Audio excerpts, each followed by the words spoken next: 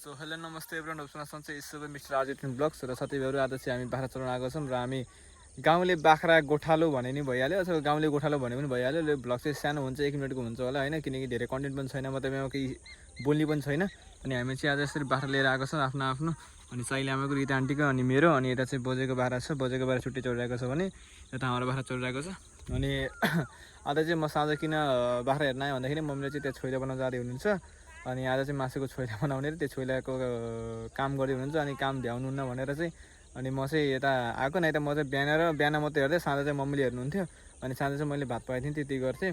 आज चाहिँ मम्मीले छोइला बनाउने कारणले गर्दा चाहिँ म चाहिँ आज आएको छु। अनि स्कुटीमा चाहिँ म आएको होइन, मेरो दिदीहरू आएको हो। अनि घाम पनि डुबिसकेको छ। अनि बाख्रा पनि अब लैजाने बेला भइसक्यो, 6:30 बजी लैजान्छ होला। अनि 1 मिनटको भिडियो बनाउँछु साथीहरू, धेरै बनाउनु। अनि त्यही गाइस हाम्रो नेपाली गाउँले गोठालोहरू एकदमै खतरनाक छ होइन, गाउँहरूको पहाडको मतलब गाउँभन्दा त पहाडमा रमाइलो हुन्छ भन्नु पर्दा होइन। ल guys thanks for watching, love you all. सबैजनाले कसैलाई ब्लग भनिदिनु, सानो ब्लग हो है त। Bye guys.